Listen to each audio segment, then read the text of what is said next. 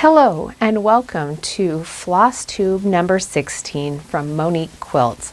I'm Monique Stevens and I'd like to welcome you into my studio to showcase my latest quilt before it heads off to its new owner.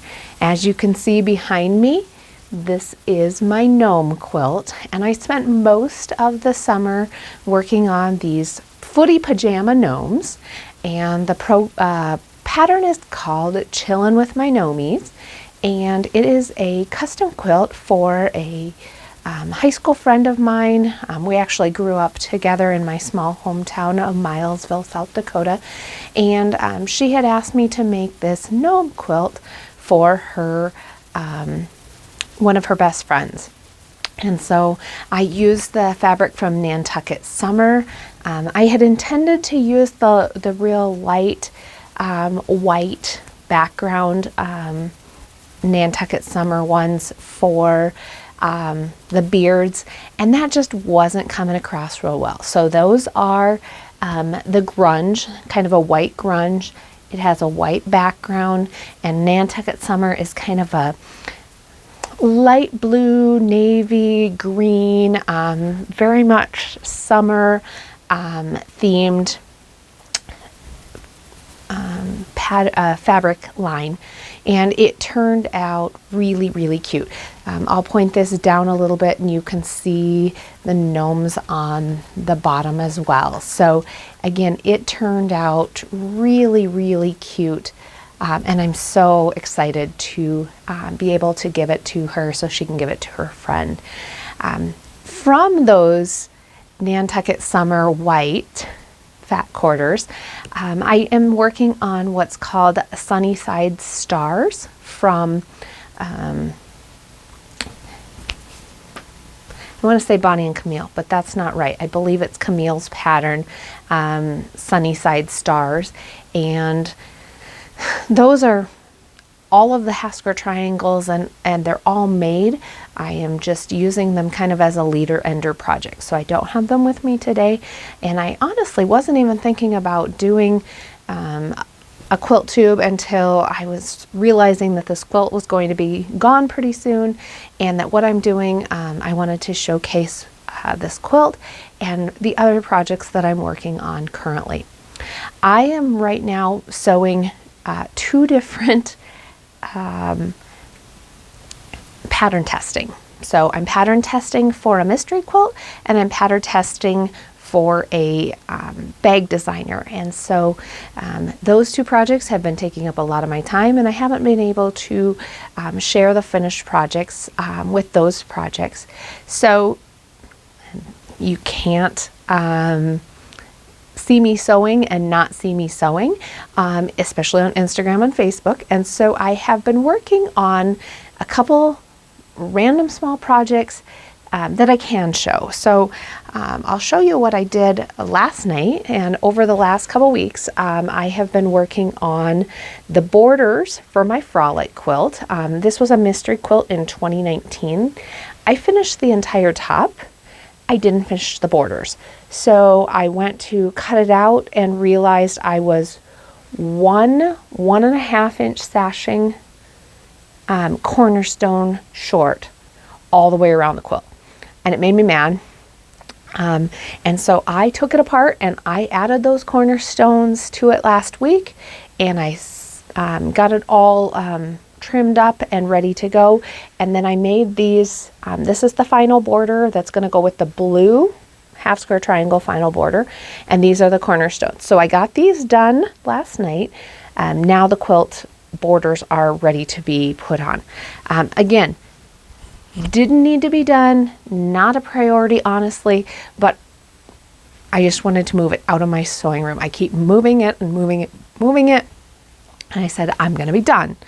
The other project that I've ran into is called Crossroads, Carolina Crossroads, Arkansas Crossroads. Kind of depends on where you see it.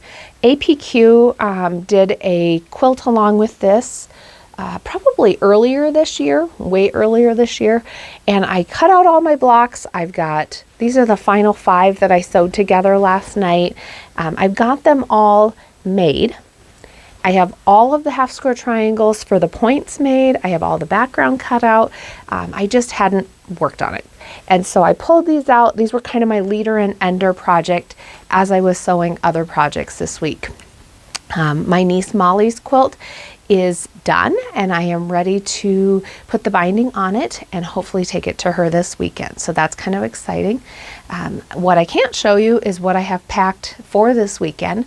Michaela is doing a school trip to Washington, D.C. next summer, and I said, you know, we can afford this if you help out a little bit. And so she's making key fobs, and so she has been spending most days all summer making key fobs.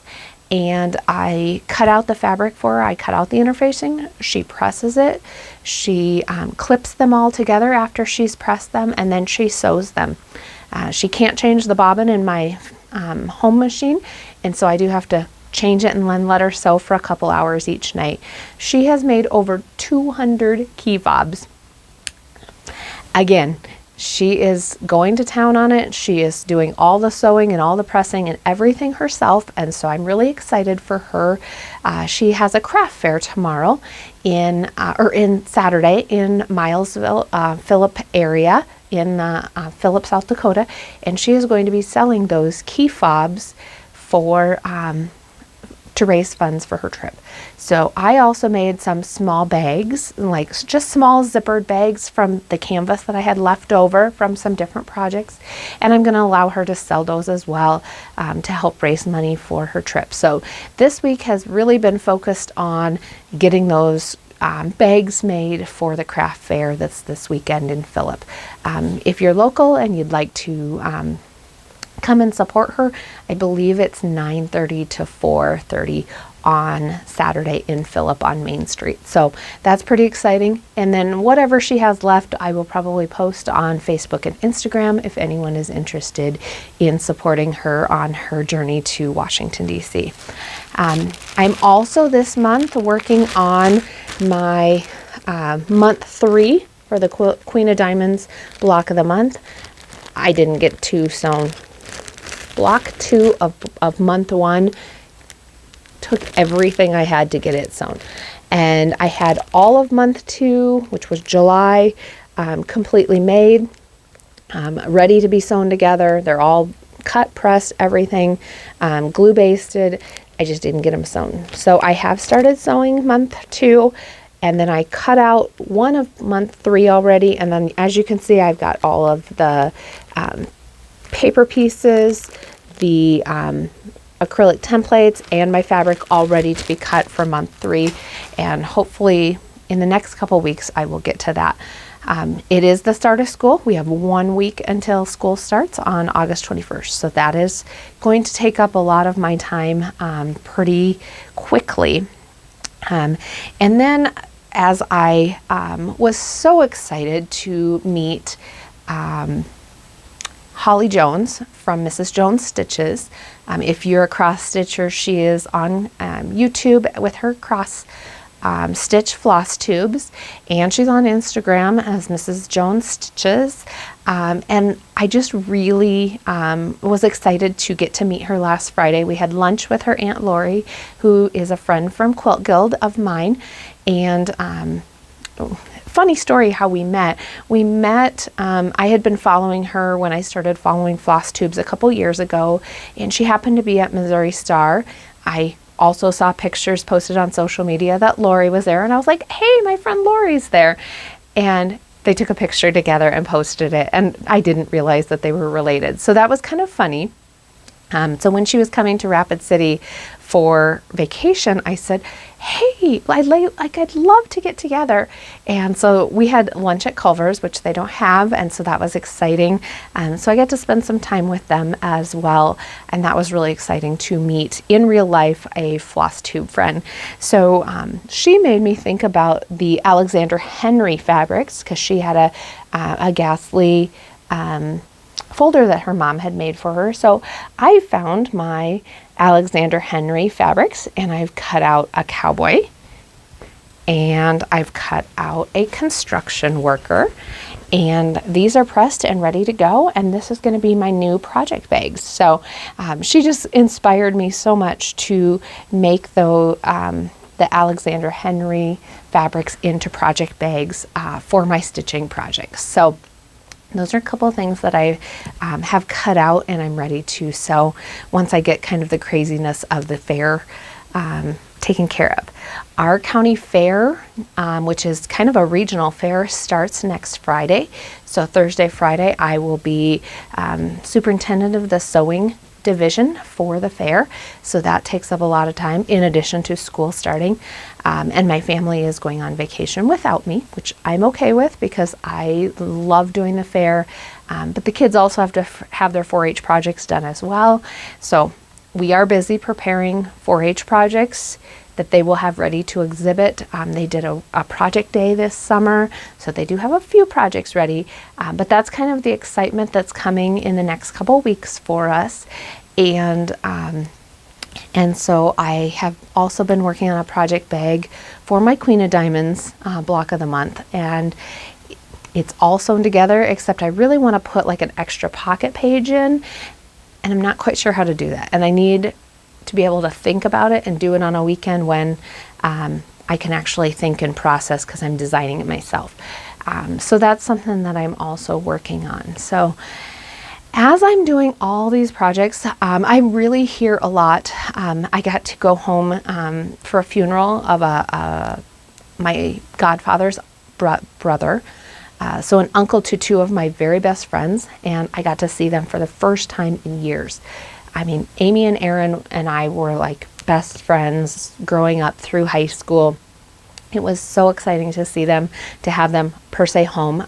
Aaron lives near Boston and Amy lives in Sioux Falls. And so just getting to see them was so exciting. And that's something that I don't get to have happen very often. But also when you go to a funeral back home, I live about an hour and a half away from my hometown. Everybody's like, I see your stuff on Facebook. I don't know how you get so much done.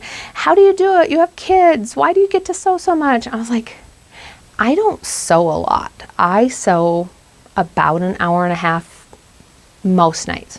This week it's only been 3 nights. I was tired one night and I just went to bed. We did some projects around the house this weekend, so I honestly don't sew a lot during the middle of the day. Just because we're doing all these family things. Sunday I did sew for about 2-3 hours on bags for Michaela's craft fair, but really I only spend maybe an hour and a half a night sewing.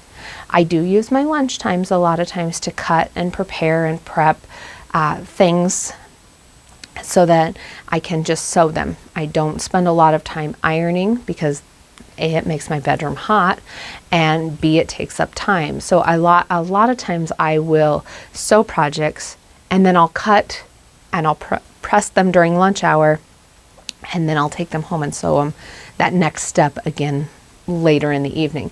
So those are a couple of ways that I really am able to get a lot done without actually spending a lot of time behind the sewing machine. So as you think about when you're sewing, remember that if you have your sewing machine set up and all you have to do is sit down and sew, it's a lot easier to sew and be productive if you have everything ready to sew. So I do a lot of prep work, either at a break or during my lunch hour, sometimes on a Zoom meeting. I had to be on a Zoom for 2 hours today, and I was able to cut out a couple projects. So there's ways that I have been able to find time to be able to sew and to get things done while I'm not actually at home sewing. This weekend we're camping at my brother's. I honestly don't think I'll get to sew much, but I threw a project in.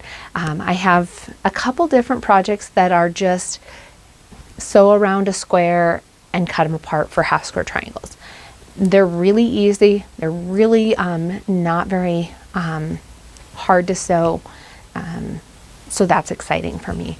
The next thing that I'm hoping to be able to do and planning to do is to go to Mackinac City in Michigan in May, and so with my blogging Facebook group friends that I've known for about the last 15 years. So super excited that I have that opportunity. I am going to be saving money and making it a worthwhile trip, but my friends and I are all going to join there together. I haven't seen Regina since 2017 was the last time I saw her, and so that's super exciting for me, is to be able to get to see her and enjoy some time with her. So that's something that I'm looking forward to, and super excited that I will be able to have a blogging retreat again. We went in 2009. We all went to Cincinnati, Ohio for a quilt retreat, and that was a fabulous time as well. That was the first time we met. So I'm really looking forward to getting to see those friends again and to spend time with them as well.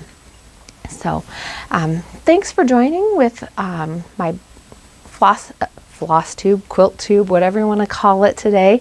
I did want to share just a few things that I was working on, and this seemed like an appropriate time to do that.